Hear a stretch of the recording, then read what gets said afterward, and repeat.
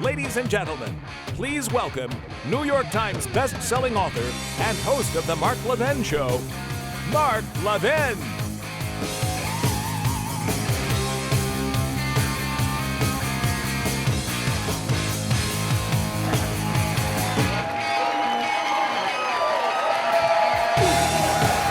Come on!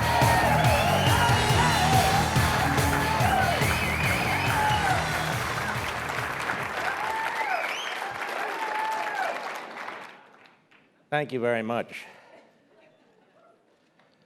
What's all this for? Happy anniversary. It's an honor to be with you. You're an inspiration to me and millions of others.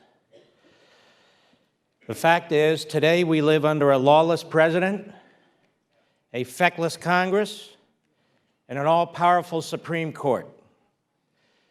The federal Leviathan consumes nearly 25% of the entire economy and gobbles up whole industries.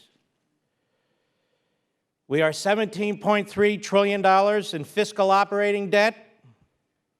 We owe over $100 trillion in unfunded liabilities. There's not enough money on the planet Earth to pay that back. And the overall debt, when it's all combined, grows by $5 to $7 trillion a year. And this president proclaims the era of austerity is over. The federal government's now the nation's largest creditor, debtor, lender, employer, consumer, contractor, grantor, property owner, tenant, insurer, health care provider, and pension guarantor. So much for limited government. It unleashes thousands of regulations and rules every single year. Over the course of a decade, it fills nearly 1 million pages in the Federal Register. We are being devoured by the very government that is supposed to serve us. The centralization and concentration of power is now moving at breakneck speed as the Constitution's firewalls have been breached. And I don't need a liberal law professor from George Washington to tell me what's going on either.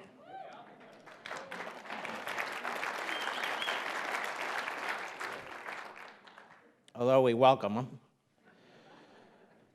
The Tea Party movement is the only thing left that stands between what remains of our republic and the tyranny of runaway government.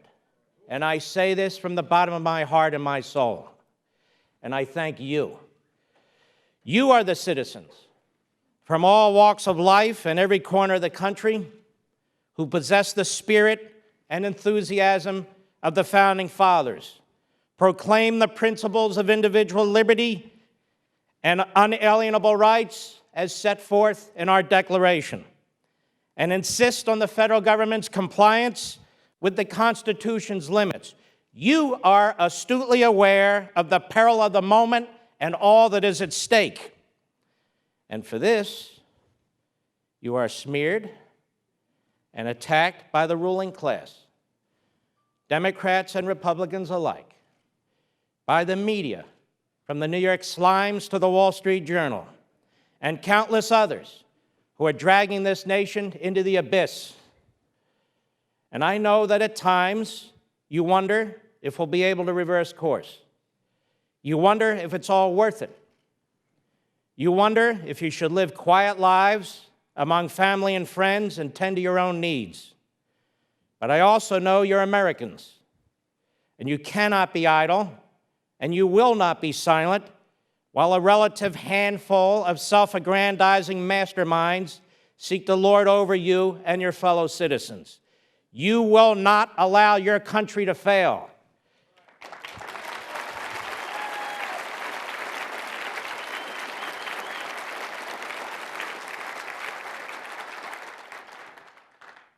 Now let me remind you, December 23rd, 1776, when it looked like the American Revolution was lost, what was left of General George Washington's Continental Army gathered for what the history books would describe as the Battle of Trenton.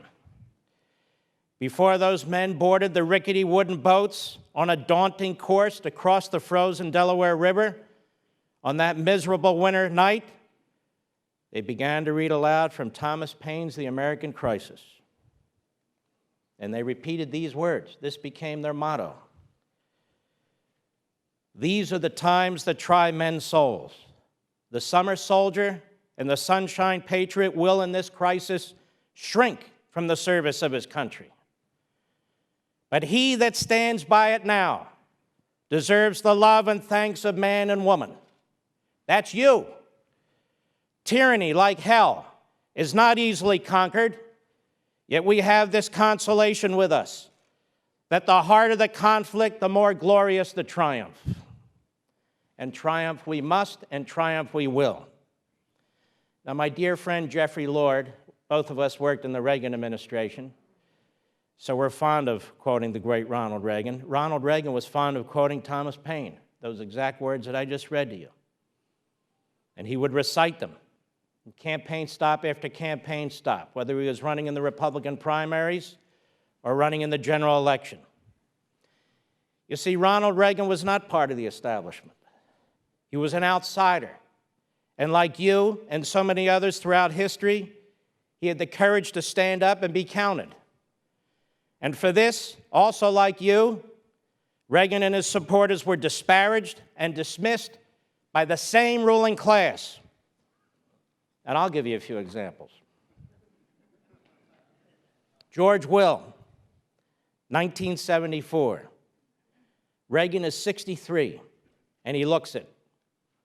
His hair is still remarkably free of gray, but around the mouth and neck, he looks like an old man.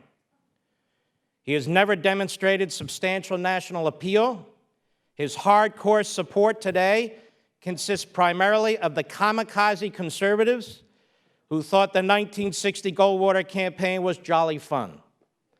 And there is reason to doubt that Reagan is well suited to appeal to the electorate that just produced a Democratic landslide.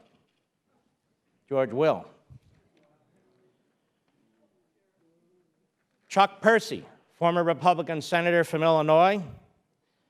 A Reagan nomination and the crushing defeat likely to follow could signal the beginning of the end of our party as an effective force in American life. He said Reagan is far out of the centrist mainstream. The hell is the centrist mainstream anyway? I used to think it was the Constitution. I used to think it was free market. I used to think it was private property rights. Apparently that's now right-wing.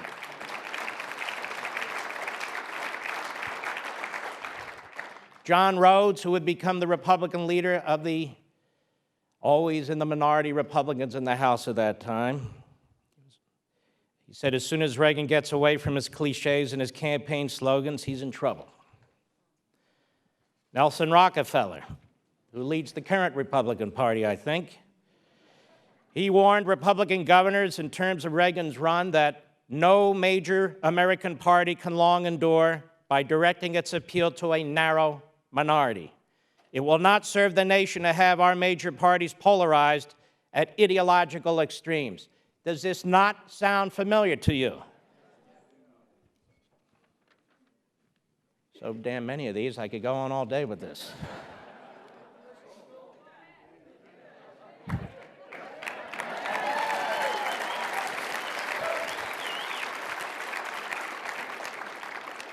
I've got a radio show to do and a president to attack, so I can't stay here all day.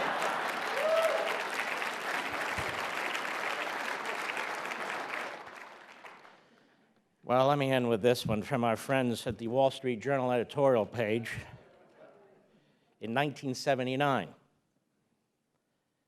The Wall Street Journal wrote, "For political packaging, we do not need to turn to a 68-year-old man." Well, maybe they'll write tomorrow, for political packaging, we don't need to turn to a 68-year-old woman who would be Hillary Clinton.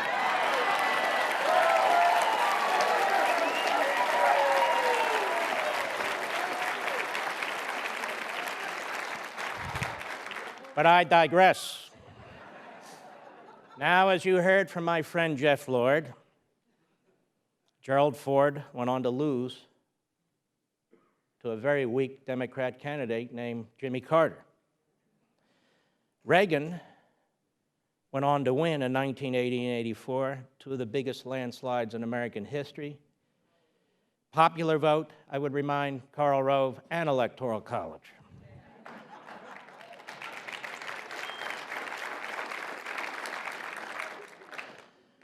Now, having campaigned personally for Reagan in 1976 and 80, I want you to listen to me. I feel certain he would be enormously proud of you. In fact, I bet he would have been thrilled to stand before you right here. And thank you for all you're doing and all you've done, and congratulate you on this 5th anniversary of the Tea Party movement.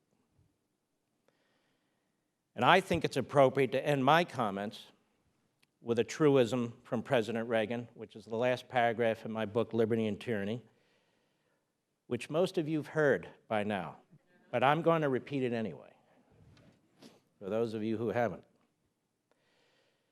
Reagan wrote and said this many times: freedom is never more than one generation away from extinction. We didn't pass it to our children in the bloodstream. It must be fought for, protected, and handed on for them to do the same. Or one day we will spend our sunset years telling our children and our children's children what it was once like in the United States when men were free. You folks, you're an inspiration to people like me and millions of others. It's a great honor to be here, and on behalf of all those other people and your fellow citizens and generations yet to come, I want to thank you, and God bless all of you.